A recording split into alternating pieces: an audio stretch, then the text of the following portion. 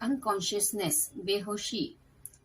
कई बार अचानक कोई व्यक्ति बेहोश हो जाता है। डॉक्टर के आने में समय लगेगा, लोगों की भागदौड़ होती है और बेहोशी का क्या कारण है ये भी नहीं कोई जानता। ऐसी स्थिति में भीड़ को बेहोश व्यक्ति से दूर करें ताकि बेहोश व्यक्ति को ताजी हवा मिले। शरीर के कपड़े ढीले करना, व्यक्ति को सुलाकर रखना, सिर के नीचे से तकिया हटाना और बिना तकिए के पेशेंट को सुलाइए। सांस लेने के लिए चेहरा ऊपर रखना। कई बार बेहोशी की स्थिति में रोगी उल्टी कर देता है।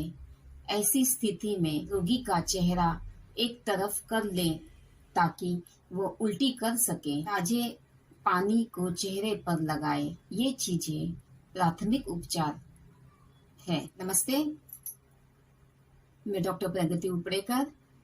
आज मैं बेहोशी के बारे में बात कर रही हूँ और इस्तेमाल की जाने वाली होम्योपैथिक दवा के बारे में बताने वाली हूँ। कृपया इस वीडियो को एंड तक देखें, लाइक, शेयर और सब्सक्राइब करें। नोटिफिकेशन के लिए बेल आइकन पर क्लिक करें। चैमोमिला। बहुत ही दुख के कारण दिल पर जोर पड़कर बेहोशी आए तो 30 पोटेंसी की दवा का प्रयोग करें। इस प्रकार के रोगी क्रोधित होते हैं, वे किसी भी प्रकार के दर्द बर्दाश्त नहीं कर सकते। नक्सोमिका। तरह तरह की तेज दवाई खाने के बाद शरीर बर्दाश्त नहीं कर सकता। उदाहरण के लिए विभिन्न प्रकार की टॉनिक, डायरिया की मेडिसिन, दर्द निवारक दवाइयाँ।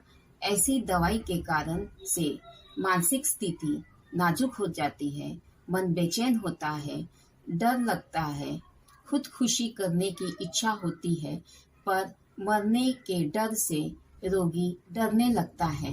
ऐसे चिड़चिड़ स्वभाव के रोगी जब बेहोश होते हैं तो नक्सोमिका 30 पोटेंसी 2 से 3 बूंद पानी में दे। चाइना। किसी भी प्रकार का मार लग गया है, खून बह रहा है, बेहोशी आई है, चाइना इस्तेमाल करें। खून बहने पर बहुत सी दवाइयाँ हैं, लेकिन लंबे समय तक रक्त प्रवाह हो रहा है और रोगी कमजोर हो गया है, आंखों की रोशनी कम हो जाती है, कान में से आवाज आती है, चाइना का इस्तेमाल करें।